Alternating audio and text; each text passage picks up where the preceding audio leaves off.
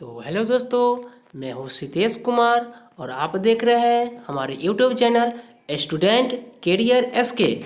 तो चूँकि आज हम लोग दक्षिण भारत के प्रमुख राजवंशों के बारे में पढ़ेंगे और जानेंगे कि दक्षिण भारत के प्रमुख राजवंश कौन कौन हैं। तो देखिए दोस्तों, तो आ गए हम लोग दोस्तों दक्षिण भारत के प्रमुख राजवंश पे।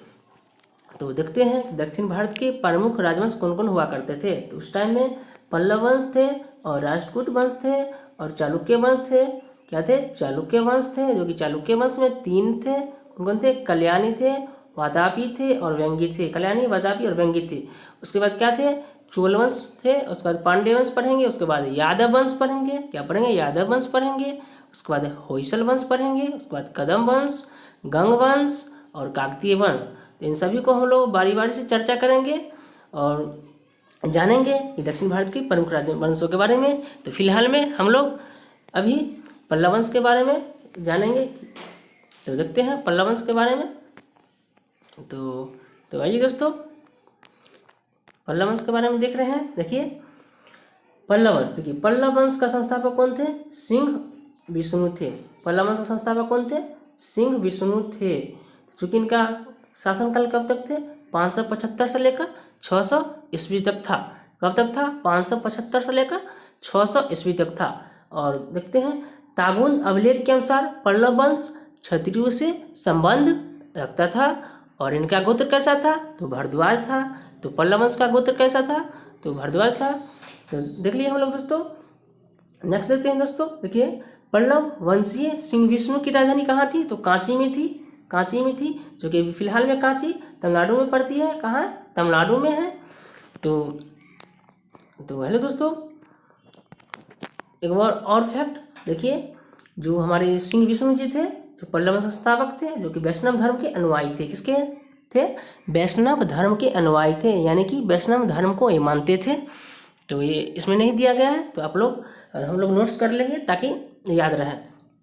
तो देखिए नेक्स्ट, किरातार्जुनीयम का लेखक, किरातार्जुनीयम का लेखक भारवी, जो कि भारवी थे, जो कि सिंह विष्णु के संरक्षण में थे। किसके संरक्षण में थे? सिंह विष्णु के संरक्षण में थे। नेक्स्ट पल्लव वंश के प्रमुख शासक हुए। कौन कौन हुए? तो देखते हैं बारी बारी से। महेंद्र वर्मन प्रथम हुए। इनका शासनकाल 600 से लेकर 630 ईस्वी तक था। और नरसिंह वर्मन प्रथम, इनका शासनकाल 630 से लेकर 668 ईस्वी तक था। उसके बाद महेंद्र वर्मन द्वितीय, इनका शासनकाल 668 से लेकर 670 ईस्वी तक था। उसके बाद परमेश्वर वर्मन प्रथम, इनका शासनकाल 670 से लेकर 680 ईस्वी तक था। और उसके बाद देखते हैं नरसिंह वर्मन द्वितीय, इनका शासनकाल 680 से लेकर 720 ईस्वी तक था। कितना तक था? 720 ईस्वी तक था। और नंदी वर्मन द्वितीय, इनका शासनकाल 731 से लेकर 795 ईस्वी तक था। तो हम लोग ये देख चुके हैं। तो नेक्स्ट देखते हैं। देखिए पल्लव वंश का अंतिम शासक कौन थे? तो अपराजित थे। कौन थे? अपराजित। और इनका शासनकाल कब तक था और कब तक अवधि रहा? देखिए 879 से लेकर 897 ईस्वी तक।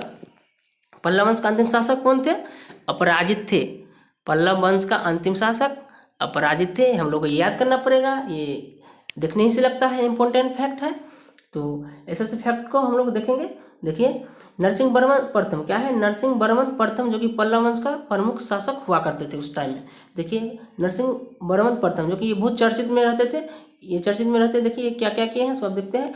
देखिए नरसिंह वर्मन, जो कि नरसिंह वर्मन अपने शासनकाल में अनेक मंदिर बनवाए थे। क्या बनाए थे?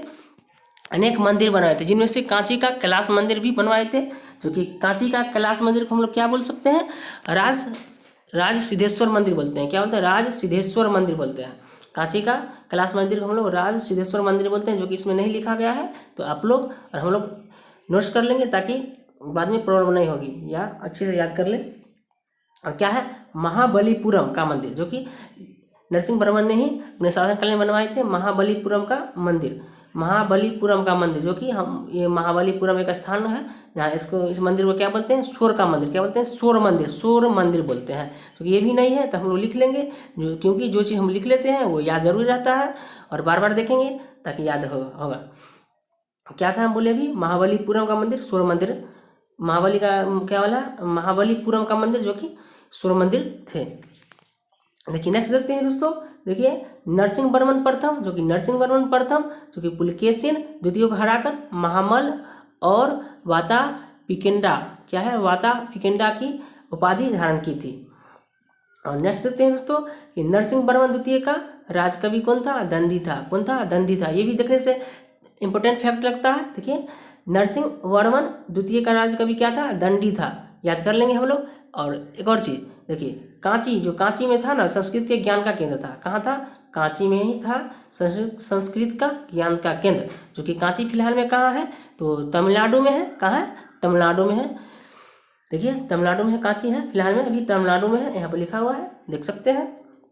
और क्या है आगे? देखिए पल्लव क्या है? पल्लव नरेश जो कि पल्लव नरेश महेंद्र वर्मन ने मतविलास प्रहसन नामक नाटक की रचना की थी। तो पल्लव नरेश महेंद्र वर्मन ने किस नाटक की रचना की थी? तो मतविलास प्रहसन नामक नाटक की रचना की थी। और आगे देखते हैं तो देखिए न्याय भाष्य का लेखक कौन था? वात्सायन था जो कि कांची का पंडित हुआ करते थे। किसका पंडित? कांची का, जो कि कांची फिलहाल में कहाँ है? तमिलनाडु में है, हम अभी तुरंत बताए हैं। तो देखिए दोस्तों न्याय भाष्य का लेखक कौन था? वात्सायन था। और देखिए दक्षिण में पल्लवों ने ही मंदिर का निर्माण की प्रथा का आरंभ किया था। तो हम लोग बढ़ चुके हैं। और नेक्स्ट देखते हैं जो कि हम लोग ये इकट्ठा किए हैं इम्पोर्टेंट तथ्य को हम लोग इकट्ठा कर दिए हैं और हम लोग पढ़ेंगे बारी बारी से। ये शासक का अवधि कितने साल का अवधि रहा, कब तक रहा, क्या रहा, नहीं रहा, आप लोग स्क्रीनशॉट कर ले या लिख ले, बस याद कर ले। देखिए सिंह विष्णु जो कि सिंह विष्णु का 575 से लेकर 600 ईस्वी तक था। महेंद्र वर्मन प्रथम इनका शासनकाल कब तक था? 600 से लेकर 630 ईस्वी तक था। देखिए नरसिंह वर्मन प्रथम इनका शासनकाल 630 से लेकर 668 ईस्वी तक था। देखिए चौथा महेंद्र वर्मन द्वितीय इनका शासनकाल 668 से लेकर 670 ईस्वी तक था। और पांचवा देखिए परमेश्वर वर्मन प्रथम जो कि इनका शासनकाल 670 से लेकर 680 तक था। और नरसिंह वर्मन द्वितीय इनका शासनकाल 680 से लेकर 720 ईस्वी तक था। और नंदी वर्मन द्वितीय इनका शासनकाल 731 से लेकर 795 ईस्वी तक था। कितना तक था? 795 ईस्वी तक था। और आगे देखते हैं अपराजित जो कि अपराजित का शासनकाल कब तक था? ये इम्पोर्टेंट रखता है 879 से लेकर 897 ईस्वी तक था। जो कि अपराजित के बारे में हम लोग पढ़े हैं जो कि पल्लव वंश के अंतिम शासक थे। जो कि ये इंपॉर्टेंट फैक्ट है, देखने ही से लगता है, ये हम लोग बार बार देखेंगे ताकि देखने ही से लगता है कि एग्जाम की दृष्टि से भी आया है।